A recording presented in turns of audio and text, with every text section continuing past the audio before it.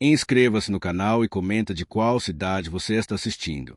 Rafael tinha apenas 7 anos quando viu pela primeira vez um corpo estendido na viela em frente à sua casa. A mãe o puxou para dentro rapidamente, fechando a porta de madeira gasta enquanto sussurrava orações. No Morro da Esperança, ironicamente batizado, a esperança era algo que morria cedo.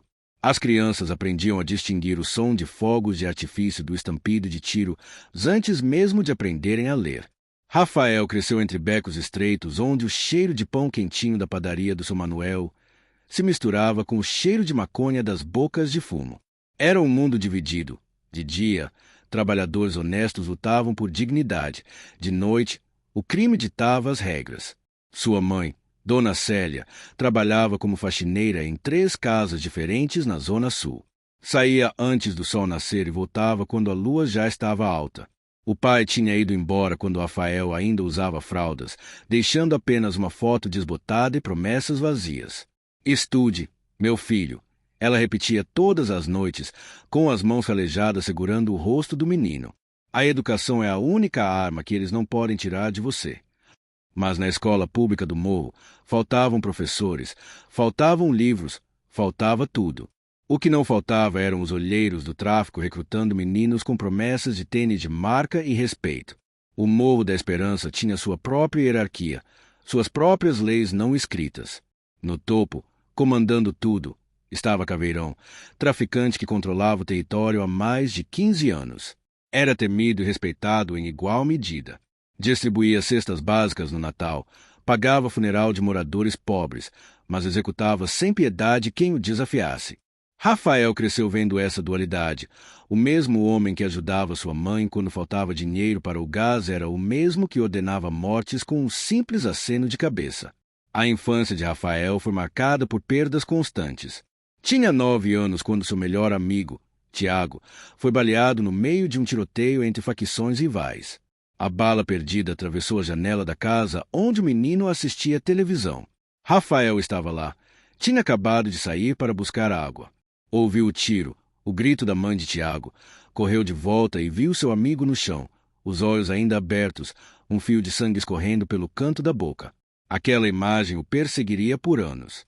No enterro, Caveirão apareceu, colocou o envelope com dinheiro na mão da mãe de Tiago e disse: "Foi mal. Isso não era para ter acontecido." Como se dinheiro pudesse apagar a vida de uma criança.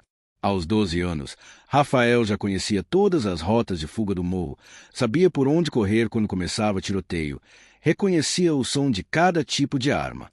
Suas brincadeiras eram interrompidas por operações policiais violentas, helicópteros sobrevoando baixo, rajadas de metralhadora ecoando entre os barracos. Aprende-se cedo que a polícia não sobe o morro para proteger, mas para fazer guerra. Os soldados entravam atirando, perguntando depois. Morador correndo, bandido fugindo. Morador parado, bandido se escondendo. Não havia como ganhar. Foi nessa época que Rafael começou a entender o sistema. O tráfico recrutava meninos porque eles não respondiam criminalmente da mesma forma que adultos. Os policiais atiravam primeiro porque tinham medo real, mas também porque sabiam que raramente seriam responsabilizados. Os políticos apareciam em época de eleição com promessas vazias e desapareciam logo depois. O morro era uma engrenagem que moía a gente jovem, pobre e preta, transformando-a em estatística. Rafael viu amigos entrarem para o crime, viu amigos morrerem, viu amigos presos apodrecendo em celas superlotadas. E viu sua mãe, toda noite, orando de joelhos para que ele não seguisse nenhum desses caminhos. Aos 15 anos, Rafael estava na encruzilhada que definia o destino de tantos jovens do morro. Era o momento crucial onde a inocência da infância encontrava a dura realidade da adolescência periférica. Seus amigos de infância já tinham escolhido seus caminhos. Juninho agora carregava uma pistola 9mm corrente de ouro no pescoço. Tinha apenas 16 anos, mas já era respeitado como soldado do tráfico. Tiago tinha sido morto em um confronto com facção rival aos 14 anos, seu corpo crivado de balas deixado como aviso no meio da rua. Marcão estava preso na Fundação Casa aguardando julgamento por roubo. Sairia de lá pior do que entrou. O convite veio de Dinho, gerente do tráfico na boca do Beco das Flores, braço direito de Caveirão. Era uma tarde de sexta-feira. Rafael voltava da escola quando Dinho chamou. Estava sentado em uma laje, cercado por outros meninos, todos armados, todos usando roupas de marca. E aí, Rafael, você ainda tá nessa de escola. Mano, olha pra você. Tênis furado, mochila rasgada. Sua mãe quebra o lombo e pra quê? Pra você continuar pobre. As palavras doíam porque eram verdade. Você é esperto, Rafael. Sempre tirou nota boa. Sempre foi ligeiro. Pode ganhar em uma semana o que sua mãe ganha em um mês. Sem fazer nada. Só fica de olho e avisa quando ver os homens subindo. Depois, conforme você for mostrando serviço, a gente vai te promovendo. Uns 2 anos e você vai estar comprando casa para sua coroa, tirando ela da faxina. Rafael ficou em silêncio. Olhou para os meninos ao redor de Dinho. Reconhecia a maioria. Tinham sido colegas de escola, parceiros de pelada, crianças como ele. Agora eram outra coisa. Tinham dinheiro no bolso, mas viviam com uma arma na cintura e um olho aberto. A expectativa de vida de um soldado do tráfico no Morro da Esperança era de 5 anos. 5 anos de dinheiro fácil, respeito forçado pelo medo, e então uma bala, uma prisão ou uma traição. Pensa com carinho. Mano, a proposta tá na mesa.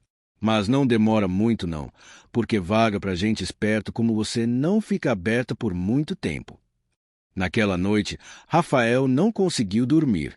Ficou olhando para o teto do barraco, ouvindo barulhos noturnos do morro. Música funk tocando alto, gargalhadas de traficantes contando dinheiro, o choro abafado da vizinha que apanhava do marido toda semana. Pensou em sua mãe. Dona Célia chegará tarde naquela noite, mais tarde que o normal. Tinha pego 2 ônibus lotados, ficado em pé o trajeto inteiro porque não tinha lugar sentado. Suas pernas estavam inchadas, as costas doíam, mas ela ainda preparou jantar para Rafael. Arroz, feijão e 2 pedaços pequenos de frango. Ela comeu pouco, disse que não estava com fome, mas Rafael sabia que era para sobrar mais para ele. Olhou para as mãos da mãe enquanto ela dormia no colchão ao lado. Mãos calejadas, com feridas de produto de limpeza, unhas quebradas. Aquelas mãos trabalhavam 12 horas por dia para que ele pudesse comer, estudar, ter um teto. E ele estava considerando jogar tudo isso fora, considerando transformar o sacrifício dela em estatística de morte, mas ao mesmo tempo, pensou, quanto tempo mais ela aguentaria? Ela tinha apenas 37 anos, mas parecia ter 50.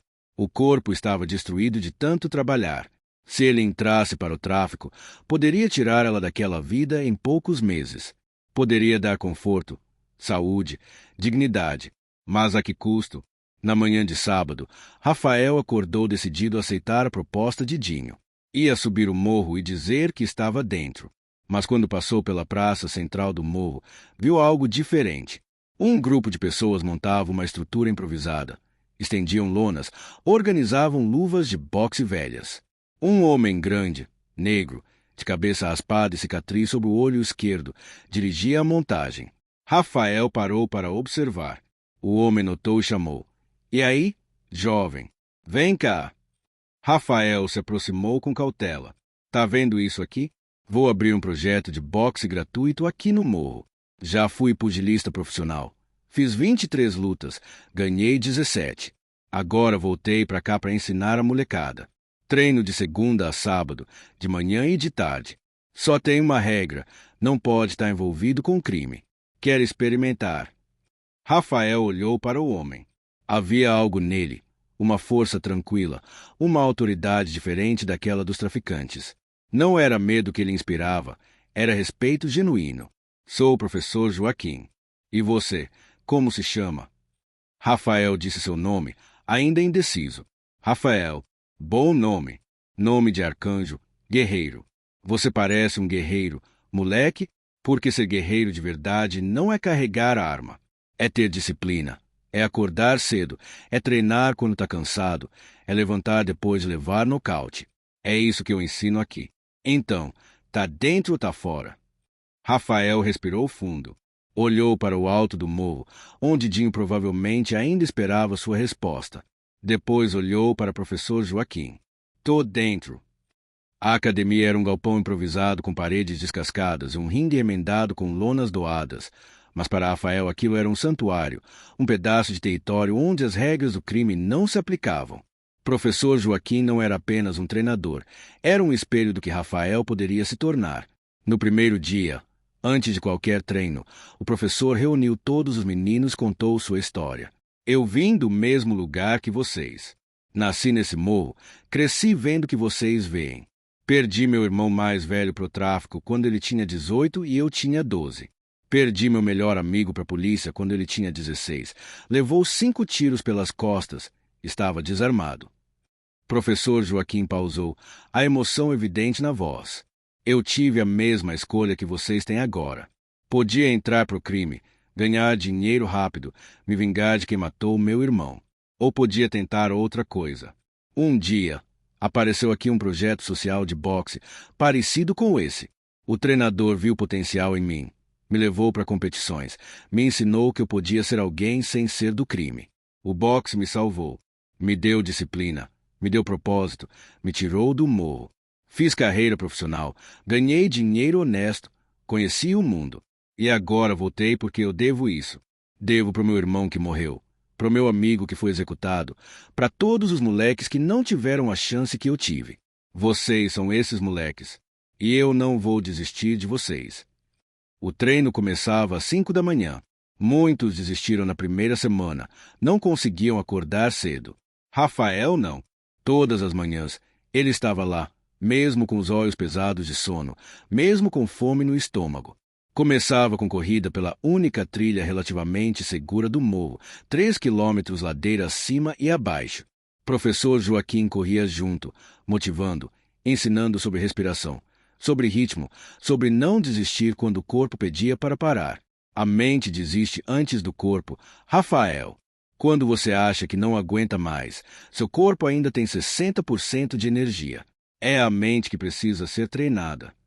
Depois da corrida, vinha o treino técnico. Jab, direto, cruzado, gancho, uppercut. Cada soco era praticado milhares de vezes até se tornar instintivo. Rafael descobriu que boxe não era sobre força bruta, era sobre técnica, timing, estratégia. Era como xadrez, mas com o corpo. Professor Joaquim era exigente, perfeccionista. De novo, sua guarda está baixa. De novo, seu pivô está errado. De novo. Mas nunca com raiva, sempre com paciência. E lentamente, Rafael foi melhorando. Seu corpo magro ganhou músculos definidos. Seus reflexos ficaram mais rápidos. Sua confiança cresceu. Mas o que o professor Joaquim ensinava ia muito além de técnicas de boxe. Entre os rounds de treino, ele falava sobre vida. Vocês acham que crime é poder? Poder é o Dinho lá em cima, dando ordem? Isso não é poder, é ilusão. Poder de verdade é quando ninguém pode tirar o que você tem. Ninguém pode tirar seu conhecimento, sua dignidade, sua habilidade. Mas tudo que o crime dá pode ser tirado em um segundo. O dinheiro, o respeito, a vida. Vocês querem poder de verdade? Estudem. Desenvolvam uma habilidade. Sejam donos de vocês mesmos. As palavras de professor Joaquim ecoavam as de Dona Célia, mas vinham de alguém que tinha vivido aquela realidade, que tinha escolhido e vencido. Rafael começou a treinar todos os dias, 2 vezes ao dia quando possível. A escola à tarde, a academia de manhã e à noite. Sua mãe notou a mudança. O filho estava mais focado, mais disciplinado, mais forte. Mas também notou os olhares de Dinho e seus soldados quando Rafael passava. Dinho não tinha gostado da escolha de Rafael. Para o tráfico, quando alguém recusa o convite é como uma ofensa pessoal, uma demonstração de que você se acha melhor que eles. Cuidado, meu filho, alertou Dona Célia. Você escolheu um caminho, mas eles não vão esquecer que você recusou o outro. 6 meses depois, Rafael teve sua primeira luta oficial em um campeonato local. Era contra um garoto da Baixada, 2 anos mais velho e com mais experiência. Professor Joaquim o preparou meticulosamente. Ele é mais forte, mas você é mais rápido. Usa isso. Movimenta, não fica parado. Jab na cara, sai fora. Jab na cara, sai fora. Cansa ele, frustra ele. No terceiro round, quando ele estiver lento, você finaliza. A luta foi exatamente como o professor Joaquim previu. Rafael dançou ao redor do adversário, acertando golpes rápidos e precisos, evitando os cruzados poderosos. No terceiro round, uma combinação perfeita, jab, jab, gancho de esquerda. O adversário caiu. Rafael havia vencido por nocaute. A sensação era indescritível. O juiz levantou seu braço, a pequena plateia aplaudiu. Professor Joaquim o abraçou com orgulho. Mas o melhor momento foi quando viu sua mãe entre o público, lágrimas descendo pelo rosto, sorrindo com um orgulho que ele nunca tinha visto antes. Aquele dia, Rafael entendeu algo fundamental. Ele não precisava do crime para ser alguém. Não precisava de uma arma para ter respeito. Não precisava de dinheiro sujo para fazer sua mãe se orgulhar. Ele podia construir algo real, algo seu, algo que ninguém poderia tirar dele. Rafael estava com 17 anos quando presenciou a cena que mudaria definitivamente o rumo de sua vida. Era uma noite de quinta-feira. Voltava do treino acompanhado de professor Joaquim e mais 2 meninos do projeto. Desciam o morro pela viela principal quando viram a viatura da polícia estacionada em frente à escola. 3 PMs abordavam 2 jovens encostados na parede. Rafael reconheceu um deles imediatamente. Pedrinho, colega de turma, garoto tímido de óculos fundo de garrafa que trabalhava ajudando a mãe na quitanda. O outro era Felipe, também estudante, ambos uniformizados com a camisa da escola.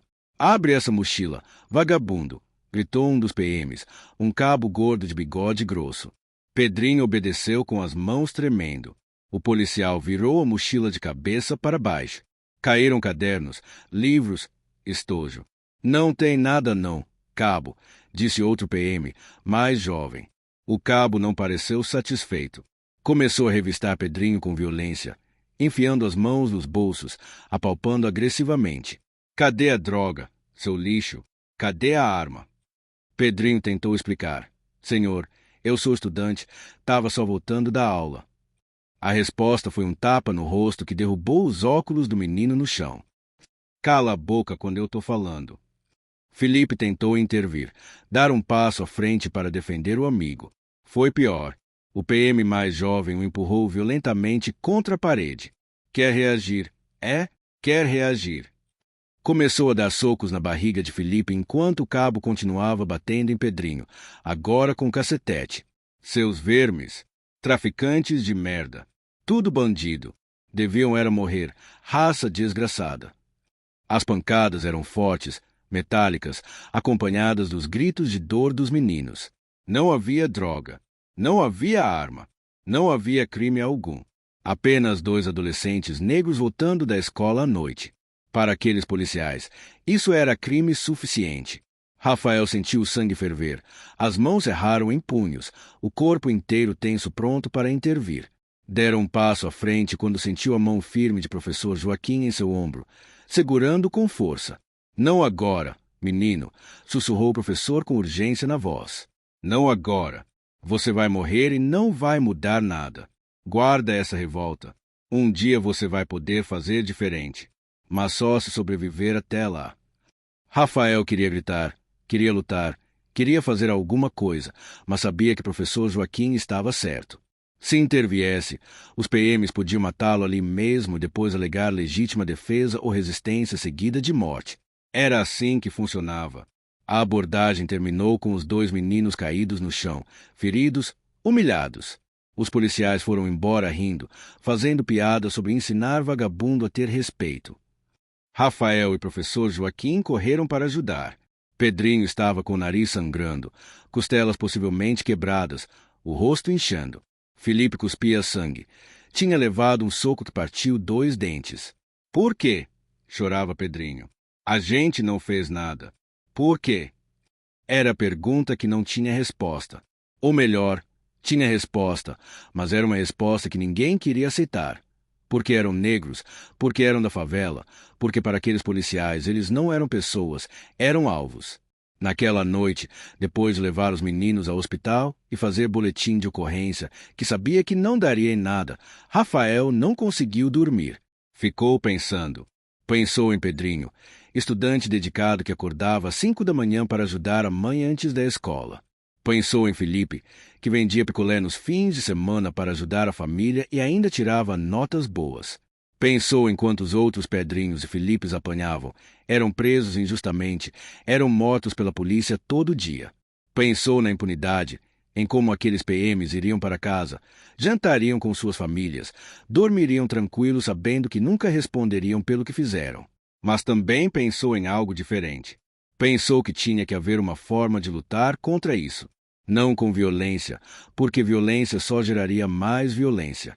Não entrando para o tráfico, porque isso só confirmaria o preconceito que justificava a brutalidade policial. Tinha que ser de outra forma. Uma forma que ele ainda não sabia qual era, mas que estava começando a se desenhar em sua mente. Professor Joaquim havia dito, um dia você vai poder fazer diferente. Que dia era esse? Como fazer diferente?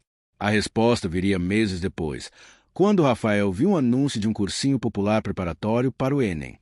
O curso era gratuito para estudantes de baixa renda. Uma das opções de carreira era direito. Rafael pesquisou sobre a profissão. Advogados podiam defender pessoas, processar o Estado, lutar por justiça dentro do sistema. Não era uma luta de rua, era uma luta de papel, de leis, de argumentos. Mas podia ser efetiva. Podia responsabilizar policiais que abusavam do poder. Podia tirar inocentes da cadeia. Podia dar voz aos que nunca eram ouvidos. Naquela noite, aos 17 anos, Rafael tomou a decisão mais importante de sua vida. Ele seria advogado. Não qualquer advogado, mas um advogado do povo, alguém que defenderia gente como Pedrinho e Felipe, gente como sua mãe, gente como ele mesmo. Contou para o professor Joaquim na manhã seguinte, durante a corrida matinal. O professor parou, virou-se para Rafael, e pela primeira vez desde que se conheceram, seus olhos se encheram de lágrimas. Moleque, você não sabe o orgulho que eu estou sentindo agora. Você podia ter escolhido o ódio, podia ter escolhido vingança, mas escolheu justiça. Não vai ser fácil. Você vai precisar estudar muito, vai ter que passar num vestibular concorrido, vai enfrentar preconceito na universidade, vai fazer inimigos quando começar a advogar. Mas eu acredito em você, e vou te ajudar no que puder. E ajudou. Professor Joaquim pagou a inscrição do cursinho de Rafael, ajustou os horários de treino para que ele pudesse estudar à noite, e, mais importante, nunca deixou o menino desistir nos momentos difíceis. 3 anos depois, aos 20 anos, Rafael tinha em mãos o resultado que mudaria sua vida. Aprovado em Direito na Universidade Federal, uma das mais concorridas do país. A notícia se espalhou pelo Morro da Esperança como fogo em capim seco. Dona Célia chorou durante 3 dias seguidos, alternando entre lágrimas de alegria e orações de gratidão. Meu filho vai ser doutor, contava emocionada para as patroas, para as vizinhas, para qualquer um que quisesse ouvir. Professor Joaquim organizou uma festa na academia, reuniu a comunidade, fez churrasco. Esse moleque é a prova de que é possível. Olhem para ele e vejam que vocês também podem. Mas a euforia inicial logo deu lugar à realidade crua. O primeiro dia na universidade foi um choque cultural brutal. Rafael chegou de ônibus após 2 horas de viagem, entrou no campus imenso e se sentiu completamente deslocado. Ao redor, viu estudantes que pareciam vir de outro planeta, roupa de marca, laptops caros, conversando sobre viagens internacionais e restaurantes que custavam mais que o salário mensal de sua mãe. Na primeira aula, o professor de introdução ao direito começou a falar usando termos em latim, referências a filósofos que Rafael nunca tinha ouvido falar, presumindo um conhecimento prévio que simplesmente não existia para quem vinha de escola pública sucateada. Rafael era um dos poucos alunos negros da turma. Podia contar nos dedos. E era o único, descobriu nas primeiras semanas, que vinha de comunidade. Os outros alunos negros eram de classe média, filhos de funcionários públicos ou pequenos empresários. Ainda enfrentavam racismo, mas era diferente. Rafael era outra categoria. Pobre, preto e periférico. A tríade que te coloca no último degrau da hierarquia social brasileira. Sentiu isso na pele quando uma colega, numa roda de conversa, perguntou onde ele morava. No Morro da Esperança. O silêncio constrangedor que se seguiu disse tudo. Outra colega, tentando ser gentil, mas sendo pior, comentou: Nossa, mas você fala tão bem. Nem parece que é de lá. As aulas eram desafiadoras não apenas pelo conteúdo, mas pela linguagem. Os professores falavam um português rebuscado, formal, cheio de subordinações e construções sintáticas complexas. Os livros custavam uma fortuna. Rafael tinha que tirar cópias legíveis ou emprestar da biblioteca, competindo com centenas de outros alunos pelos poucos exemplares disponíveis. Enquanto colegas discutiam teorias jurídicas abstratas em grupos de estudo em cafés caros, Rafael estudava sozinho na biblioteca até fechar, depois no ônibus voltando para casa, depois no barraco com a mãe já dormindo, sob a luz fraca de uma lâmpada que piscava. Mas o que mais incomodava Rafael era a distância entre a teoria e a realidade. Os professores falavam sobre justiça, sobre o Estado democrático de direito, sobre garantias fundamentais e dignidade da pessoa humana. Tudo muito bonito no papel. Mas quando Rafael pensava em Pedrinho apanhando dos policiais, em Juninho morto em uma guerra de facções antes de completar 18 anos, em sua mãe quebrando as costas para pagar suas fotocópias de livros jurídicos, onde estava essa justiça? O direito que aprendia na universidade era um direito de outro Brasil, um Brasil que não existia no Morro da Esperança. Em uma aula de direitos humanos, o professor discutia a proibição constitucional de tortura. Um colega levantou a mão e disse: "Mas, professor, e quando é bandido perigoso? Não seria justificável uma coação mais intensa para extrair informações e salvar vidas?" Vários colegas concordaram. Rafael sentiu a raiva subindo. Levantou a mão. A voz saiu mais alta que pretendia. "Bandido perigoso segundo quem? Porque eu conheço gente que apanhou de policial, voltando da escola. Gente que morreu em auto de resistência e depois descobriram que estava desarmado. Tortura é tortura, não importa quem seja vítima. Ou a Constituição vale para todos ou não vale para ninguém." O silêncio na sala foi pesado. Alguns colegas olharam para ele com desconforto, outros com algo que parecia desprezo. O professor, para seu crédito, apoiou. "O colega está correto. Estado de Direito não admite relativizações baseadas em suposições. Presunção de inocência, devido processo legal e vedação à tortura são absolutas." Mas Rafael sabia que tinha se marcado. Era agora o aluno da favela, o radical, o que defende bandido. Nos corredores, ouvia sussurros, sentia olhares. Alguns colegas se afastaram, outros nem tentaram se aproximar. Mas alguns, poucos, vieram falar com ele depois da aula. "Você está certo. A gente vive numa bolha aqui." Rafael encontrou seu grupo. Eram 5 estudantes, todos cotistas, vindos de realidades difíceis. Formaram um coletivo de estudos, mas era mais que isso, era um espaço de apoio mútuo. Compartilhavam xerox de livros, dividiam custos de material, se ajudavam nas matérias difíceis, mas principalmente se fortaleciam emocionalmente. Era difícil estar ali, todo dia tendo que provar que mereciam lugar, todo dia enfrentando microagressões, todo dia ouvindo que só estavam ali por cota. "Eles querem que a gente desista", dizia Amanda, uma das colegas do grupo, filha de empregada doméstica. "Mas não vamos. A gente vai se formar, vai passar na OAB e vai mudar esse sistema." Os anos na universidade foram os mais duros da vida de Rafael. Tinha que conciliar os estudos com o trabalho, porque a bolsa de permanência não era suficiente. Arrumou emprego em um escritório de advocacia, fazendo serviços administrativos de dia e estudando de noite. Ainda treinava boxe quando podia, agora menos frequente, mas nunca abandonando completamente.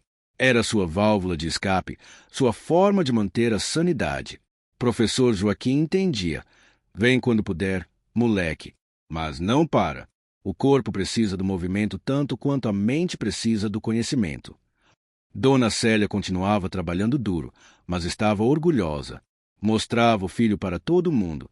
Está na faculdade de Direito, vai ser advogado. Quando Rafael tentava dar dinheiro para ajudar em casa, ela recusava. "Você guarda esse dinheiro, filho. Compra seus livros, suas coisas da faculdade. Eu ainda dou conta de trabalhar." No 4º ano da faculdade, Rafael teve uma experiência que consolidou definitivamente seu propósito. Estava estagiando em um escritório quando um caso chegou até ele. Uma mãe procurava desesperadamente ajuda para o filho de 16 anos, preso injustamente. Os advogados seniores do escritório nem olharam o caso, não dava dinheiro, não tinha importância. Mas Rafael pegou os autos, levou para casa, passou a noite lendo. A história era familiar. Menino negro, pobre, estava no lugar errado na hora errada. Polícia precisava de um culpado para fechar estatística. Prenderam ele. As provas eram inexistentes, testemunhas contraditórias, mas o juiz tinha decretado a prisão preventiva mesmo assim. Rafael pesquisou jurisprudência, estudou doutrina, preparou um habeas corpus impecável. Levou para o advogado sênior assinar. O homem leu por cima. Assinou sem muito interesse.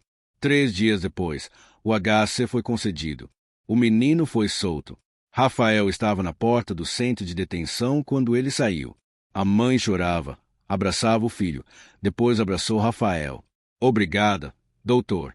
Obrigada por acreditar nele quando ninguém acreditou. Naquele momento, Rafael soube com absoluta certeza qual era seu caminho. Não seria um advogado de escritório elegante defendendo grandes empresas. Seria um advogado do povo. Rafael formou-se aos 25 anos. Foi orador da turma, fez um discurso emocionado sobre justiça social e o papel transformador do direito. Recebeu convite de grandes escritórios no centro da cidade. O salário inicial seria de R$ 15.000, 3 vezes o que sua mãe ganhava em um mês trabalhando como faxineira. Era tentador. Poderia tirar a mãe daquela vida, comprar uma casa em um bairro melhor, sair definitivamente do morro. Mas quando pensava nisso, lembrava-se de Pedrinho apanhando dos policiais, lembrava-se do menino que tirou da cadeia, lembrava-se de todas as pessoas que precisavam de justiça, mas não tinham como pagar. A decisão foi difícil, mas no fundo Rafael já sabia qual seria. Recusou todos os convites dos grandes escritórios. Em vez disso, alugou uma sala pequena acima da padaria do São Manuel, no próprio Morro da Esperança.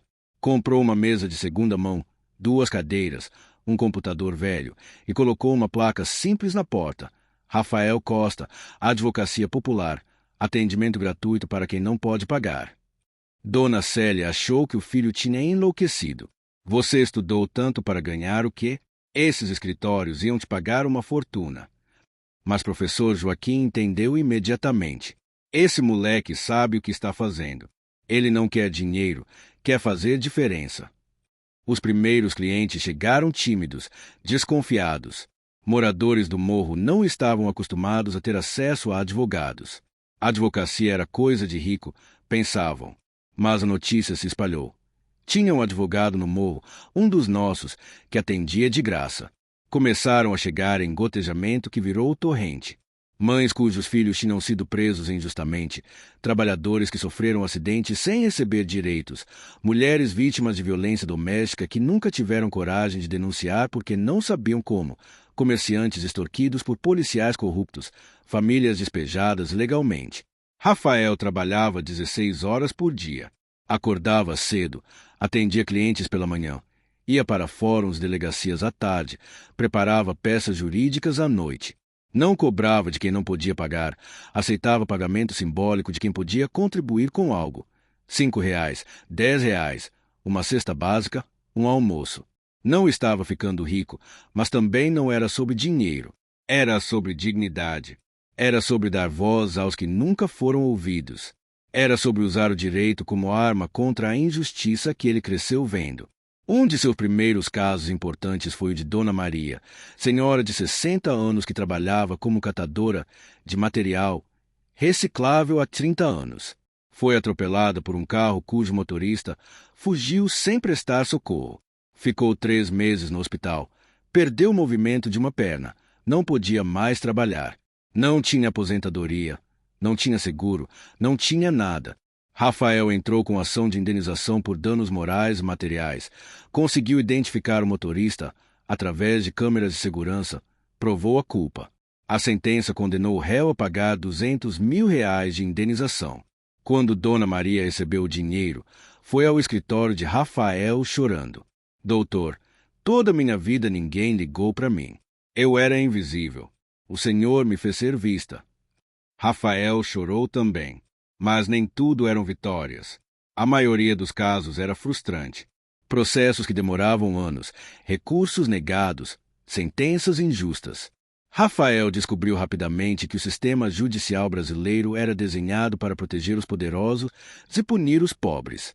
Juízes que decretavam prisão preventiva de réus negros por furto de celular, enquanto mantinham em liberdade réus brancos de classe média acusados de crimes muito mais graves. Promotores que pediam penas máximas para pequenos traficantes, mas faziam acordos lenientes com grandes empresários sonegadores.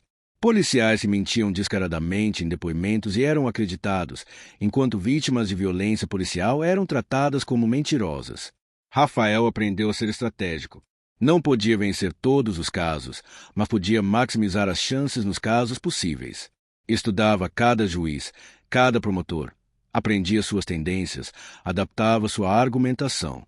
Usava mídia quando necessário, acionava a defensoria pública, fazia parcerias com ONGs de direitos humanos. Começou a dar palestras em escolas do Morro, ensinando direitos básicos, o que fazer quando for abordado pela polícia, como denunciar abuso de autoridade, quais são seus direitos trabalhistas.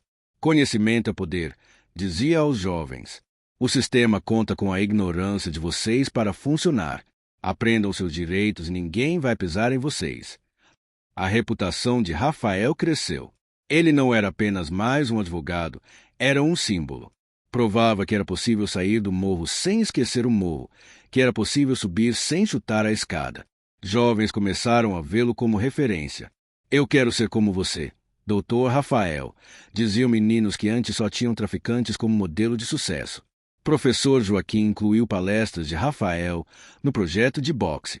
Vejam, vocês podem lutar no ringue e lutar pelos direitos de vocês. Uma luta não exclui a outra, elas se complementam.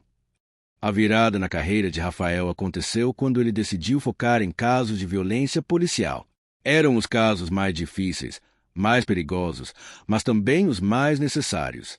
A polícia no Morro da Esperança agia com impunidade total. Autos de resistência eram rotina. Polícia invadia casas sem mandado, matava moradores, colocava a arma na mão do cadáver, alegava confronto. Era assassinato legalizado. As famílias das vítimas não tinham para onde correr. Fazer denúncia na própria delegacia era piada de mau gosto. O sistema protegia os seus. Rafael começou a coletar provas sistemáticas. Ensinou moradores a filmarem abordagens policiais sempre que possível, mantendo distância segura.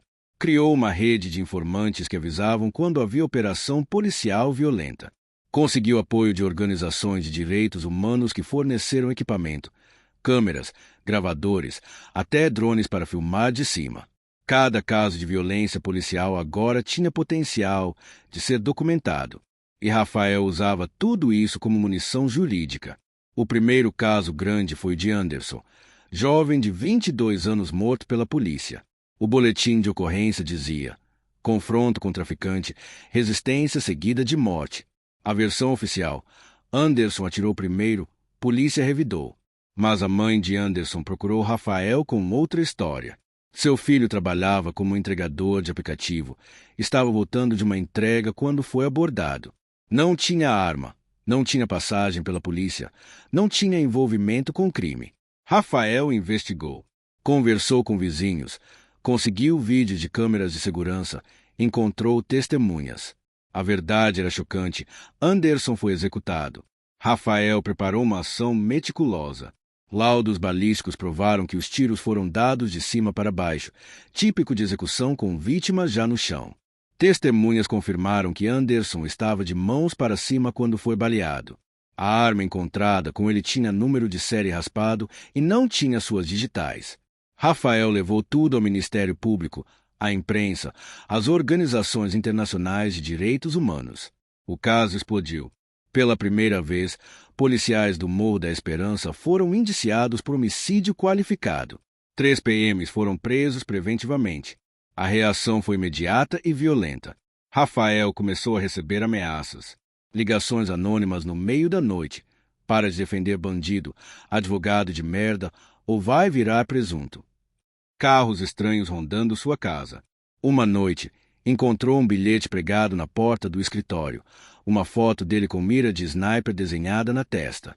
Dona Célia ficou apavorada. Filho, para com isso. Eles vão te matar. Mas Rafael não podia parar. Mãe, se eu parar agora, eles ganharam. E não é só sobre mim. Quantos Andersons mais vão morrer se ninguém enfrentar isso? Professor Joaquim ofereceu proteção. Conseguiu alguns meninos do projeto, já adultos, para fazerem uma espécie de segurança informal. Vocês não vão armados, vocês não confrontam ninguém. Só ficam de olho. Se verem algo estranho, avisam. Rafael aceitou. Não tinha escolha. Mas a situação estava insustentável. As ameaças aumentavam proporcionalmente aos casos que ele vencia. Em 6 meses, conseguiu a prisão de 7 policiais por diferentes casos de execução, tortura e corrupção. Era uma vitória monumental, mas também uma sentença de morte. A situação ficou ainda mais complexa quando Rafael descobriu algo perturbador. Nem todas as ameaças vinham da polícia. Algumas vinham do próprio crime organizado do morro. Dinho, agora o grande chefão após a morte de Caveirão, mandou chamá-lo. Rafael subiu até o alto do morro onde ficava o QG da facção. Dinho estava rodeado de homens armados com fuzis, sentado em uma cadeira de plástico como se fosse um trono. Senta aí, Rafael. A gente precisa conversar. Você cresceu aqui, Rafael. A gente te respeita, respeita a sua coroa, respeita o que você faz. Mas você está defendendo o X9, está colocando nosso nome na polícia. Teve um caso que você defendeu um cara que dedou nosso esquema para os homens. Isso não pode, mano. Rafael manteve a calma, mesmo com o coração disparado. Eu defendo inocentes, Dinho. Gente que a polícia enquadra porque mora aqui, porque é preto, porque é pobre. Não tenho nada a ver com suas paradas. Dinho sorriu, mas não havia calor no sorriso. O problema é que você não controla quem te procura. E às vezes a pessoa te procura dizendo que é inocente, mas está fugindo de nós. Então fique esperto com quem você defende, advogado. Aqui no morro, a gente que decide quem é inocente ou não. Você pode processar a polícia à vontade, a gente até gosta disso, ferra com os homens. Mas fica longe dos nossos assuntos, tá ligado? É um aviso, não uma ameaça. Mas se você não ouvir o aviso... Dinho não terminou a frase. Não precisava. Rafael desceu do morro naquele dia sabendo que estava entre 2 fogos. Polícia de um lado, tráfico do outro. Qualquer passo errado seria eliminado por um ou por outro, talvez por ambos.